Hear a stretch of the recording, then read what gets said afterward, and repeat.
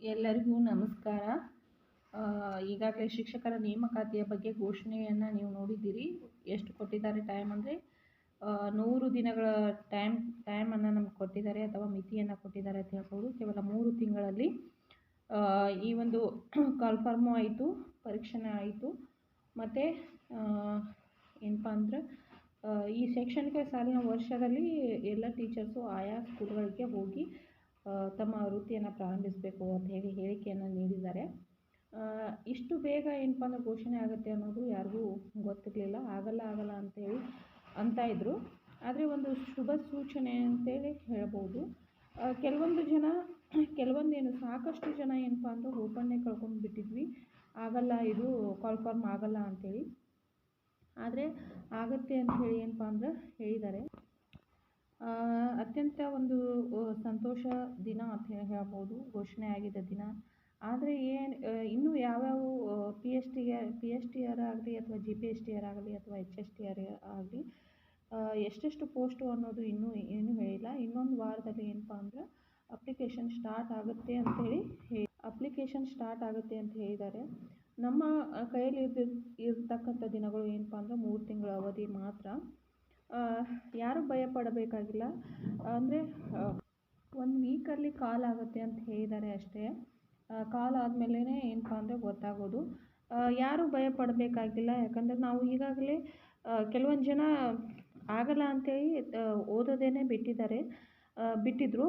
ನಾವು ಸಹ ಏನಪ್ಪ ಅಂದ್ರೆ ಓದೋದನ್ನೇ ಬಿಟ್ಟಿದ್ವಿ ಆಗಲ್ಲ ಅಂಥೇಳಿ. ಏನು ಓದಿಲ್ಲ, ನಾನು 3 ತಿಂಗಳು ಅಷ್ಟೇ ಅವಧಿ ಇದೆ, ಈ 3 ತಿಂಗಳ ಅವಧಿಯಲ್ಲಿ ನಾನು ಈ ಒಂದು ಪರೀಕ್ಷೆಯನ್ನು ಪಾಸ್ ಮಾಡಬೇಕಲ್ಲ ಅನ್ನೋ ಒಂದು ನೆಗೆಟಿವ್ ಥಿಂಕನ್ನು ಬಿಟ್ಬಿಡಿ. ಎಷ್ಟಾಗುತ್ತೆ ಅಷ್ಟು ಓದಿ, ನಿಮ್ಮ ಪ್ರಯತ್ನವನ್ನು ನೀವು ಮಾಡಿ. ಯಾರು ಓದಿಲ್ಲ ಅನ್ನೋರು ಸಹ ಏನಪ್ಪ ಅಂದ್ರೆ ಪ್ರಯತ್ನವನ್ನು ಮಾಡಿ ಸಿಲೆಬಸನ್ನು ತಗೊಳ್ಳಿ. ಯಾಕಂದರೆ ಸಾಕಷ್ಟು 7th ಹಿಡಿದು 10th ಮಟ್ಟ ಸಾಕಷ್ಟು ಈಗಾಗಲೇ ನೀವು ಓದಿದ್ದೀರಾ. TTಯನ್ನು ಪಾಸ್ ಮಾಡೋಕ್ಕೆ ಓದಿದ್ದೀರಾ. 2 ಸರಿ ನೀವು ಏನಪ್ಪ ಅಂದ್ರೆ ಓದಿ ರಿಪಿಟೇಷನ್ನು ಸಹ ಮಾಡಿದ್ದೀರಾ. ಈಗ ಒಂದು ಕಾಲ್ಫಾರ್ಮ್ ಆಗಿಲ್ಲ ಅನ್ನೋ ಒಂದೇ ಕಾರಣಕ್ಕಾಗಿ ಓದಿಲ್ಲ.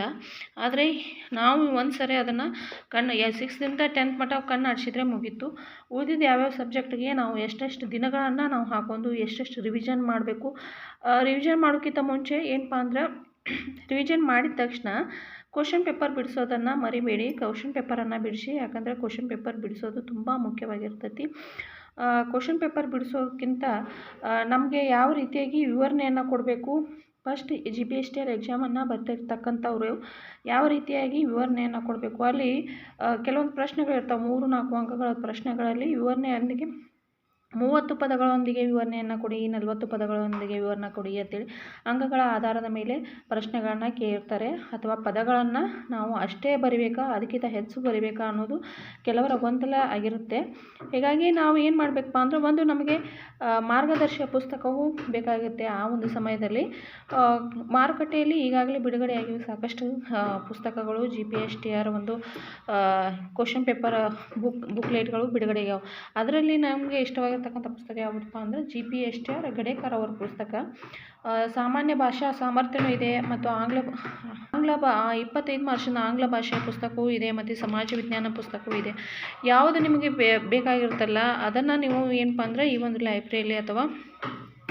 ಲೈಬ್ರರಿಯಲ್ಲಿ ಅಥವಾ ಬುಕ್ ಸ್ಟಾಲಲ್ಲಿ ನೀವು ಅದನ್ನು ಪರ್ಚೇಸನ್ನು ಮಾಡ್ಕೋಬೋದು. ಯಾಕಂದರೆ ಪ್ರಪ್ರಥಮವಾಗಿ ಬರ್ತಿರ್ತಕ್ಕಂಥವ್ರು ಏನಪ್ಪ ಅಂದರೆ ಅದರ ಬಗ್ಗೆ ಮಾರ್ಗದರ್ಶನ ಇರಲ್ಲ.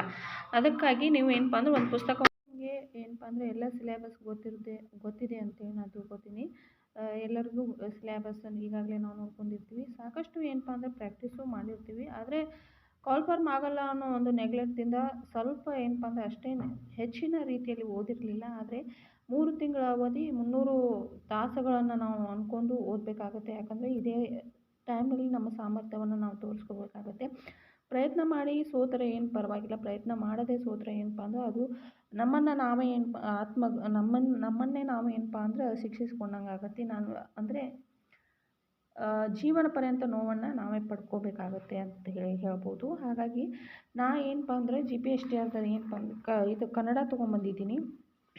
ಕನ್ನಡ ಭಾಷಾ ಸಾಮರ್ಥ್ಯ ಎಲ್ಲ GPSTR ಸಂಬಂಧಪಟ್ಟಿರ್ತಕ್ಕಂಥ ಪ್ರತಿಯೊಂದು ಭಾಗಗಳನ್ನು ಅವರು ಪತ್ರಿಕೆಗಳ ಭಾಗಗಳನ್ನು ಒಂದೊಂದು ಪುಸ್ತಕಗಳಾಗಿ ಅವರು ಏನಪ್ಪ ಅಂದರೆ ಗಡೇಕರ್ ಅವರು ಬರೆದಿದ್ದಾರೆ. ಸಾಕಷ್ಟು ಚೆನ್ನಾಗಿ ವಿವರಣೆಯನ್ನು ಕೊಟ್ಟಿದ್ದಾರೆ.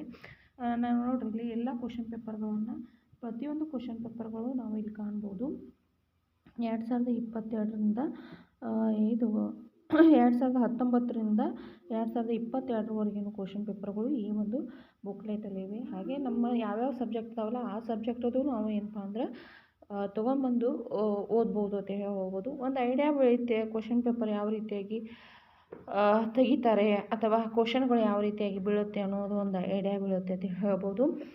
ಒಂದು 100 ದಿನಗಳ ಯೋಜನೆಯನ್ನು ನಾವು ಹಾಕೋಬೇಕು. ಇನ್ನೂ ಯಾರು ಓದಿಲ್ಲ ಅಂದ್ರೂ ಪರವಾಗಿಲ್ಲ, ಹೋಪನ್ನು ಕಳ್ಕೊಬೇಡಿ. ಮತ್ತು ನೀವು ಹೋಪನ್ನು ಕಳ್ಕೊಂಡು ಇನ್ನೊಬ್ರಿಗೂ ಸಹ ಏನಪ್ಪ ಅಂದ್ರೆ ನೆಗೆಟಿವ್ ಆಗಿ ಮಾತಾಡೋಕ್ಕೆ ಹೋಗಬೇಡಿ. ಯಾಕಂದರೆ ಕೆಲವೊಂದು ಜನ ಇದೇ ಸಂದರ್ಭದಲ್ಲಿ ಓದಿ ಮಾಡ್ಕೊಳ್ಳೋರು ಇದ್ದಾರೆ. ಯಾಕಂದರೆ ಏನಪ್ಪ ಹಾಗೆ ಓದಿಲ್ಲ ಈಗೇನು ಓದೋಕ್ಕಾಗುತ್ತೆ ಅನ್ನೋರು ಓದೋ ಹುಡುಗರನ್ನ ಏನಪ್ಪ ಅಂದ್ರೆ ಹಿಂದೆ ಜಗ್ಗಿದಂಗೆ ಆಗುತ್ತೆ. ಈಗ ಹಂಗೆ ಮಾಡೋಕ್ಕೆ ಹೋಗಬೇಡಿ. ಒಂದು 100 ದಿನಗಳು ಯಾರು ಇನ್ನೂ ಆದರೂ ನೀವು ತಯಾರಿ ಮಾಡಿಲ್ಲ ಅನ್ನೋರು 100 ದಿನಗಳ ಒಂದು ಯೋಜನೆಯನ್ನು ಮಾಡ್ಕೊರಿ. 1ರಿಂದ 60 ದಿನ ಸಂಪೂರ್ಣ ಸಿಲೆಬಸನ್ನು ಮುಗಿಸಿ. ಇನ್ನೂ ಏನಪ್ಪ ಅಂದ್ರೆ ಅವರು ಅಪ್ಲಿಕೇಶನ್ ಬಿಟ್ಟಿಲ್ಲ. ನೀವು ಅಪ್ಲಿಕೇಶನ್ ಬಿಟ್ಟ ಮೇಲೆ ಟೈಮ್ ಏನಪ್ಪ ಅಂದ್ರೆ ಸ್ಟಾರ್ಟ್ ಆಗುತ್ತೆ ಅಂತ ಹೇಳ್ಕೊಬೋದು. ಇನ್ನೂ ಅವರು ಅಪ್ಲಿಕೇಶನ್ ಬಿಟ್ಟಿಲ್ಲ. 1ರಿಂದ 60 ದಿನ ನಿಮ್ಮ ಸಂಪೂರ್ಣ ಸಿಲೆಬಸನ್ನು ಮುಗಿಸಿ. ಎಷ್ಟಾಗುತ್ತೆ ಅಷ್ಟು ಮುಗಿಸಿ. ಎಲ್ಲ ಏನಪ್ಪ ಅಂದ್ರೆ Sadashiva books degree level books ಅಂತ ಮುಗಿಸಂತ ಹೇಳಕತ್ತಿಲ್ಲ. ಎಷ್ಟು ನಿಮ್ಗೆ 6th 10th ಮತ್ತು ಯಾವ್ಯಾವಪ್ಪ ಅಂದ್ರೆ ನಮಗೆ GPS ಸಂಬಂಧಪಟ್ಟಿರ್ತಕ್ಕಂಥ ಎಲ್ಲ ವಿಷಯಗಳನ್ನ ಮುಗಿಸಿ. ಆಮೇಲೆ 60ರಿಂದ 80 ದಿನಗಳಲ್ಲಿ ಮೊದಲ ರಿವಿಷನ್ ಅಥವಾ ಇವು ಏನಪ್ಪ ಅಂದ್ರೆ ಆಬ್ಜೆಕ್ಟಿವ್ ಟೈಪ್ ಕ್ವಶನ್ಗಳಾಗಿ ಬಿಡಿಸಿ ಅವ್ನು ಮೊದಲ ರಿವಿಷನ್ ಮಾಡ್ಕೋರಿ.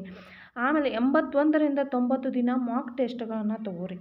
91 ದಿನದಿಂದ 100 ದಿನ ಏನಪ್ಪ ಅಂದ್ರೆ ಅಂತಿಮ ರಿವಿಷನ್ ಮತ್ತು ದುರ್ಬಲ ವಿಷಯಗಳ ಅಭ್ಯಾಸವನ್ನು ಮಾಡಿ. ಈ ರೀತಿಯಾಗಿ ಹಂಚಿಕೆಗಳನ್ನು ಮಾಡ್ಕೊರಿ. ದಿನಗಳನ್ನು ಹಂಚಿಕೆಗಳನ್ನಾಗಿ ಮಾಡ್ಕೊರಿ. ನೋಡ್ರಿ, ಪ್ರತಿದಿನ 8ರಿಂದ 10 ಗಂಟೆ ಓದಿದರೆ 100 ದಿನಗಳಲ್ಲಿ ಶಿಕ್ಷಕರ ನೇಮಕಾತಿ ಪರೀಕ್ಷೆಗೆ ಉತ್ತಮ ತಯಾರಿ ಮಾಡಿಕೊಳ್ಳಬಹುದು. 8ರಿಂದ 10 ಗಂಟೆ ಅಷ್ಟೇ ಹೇಳಿದ್ದಾರೆ. ನೀವು ಒಂದು ದಿನದಲ್ಲಿ ಒಂದು ದಿನ ಕೂತು ನೋಡ್ರಿ, ಅದು ಪ್ರಾಕ್ಟೀಸ್ ಆಗುತ್ತೆ ಹಂಗೆ ಹಾಕೋತಾನೆ ಹೋಗುತ್ತೆ.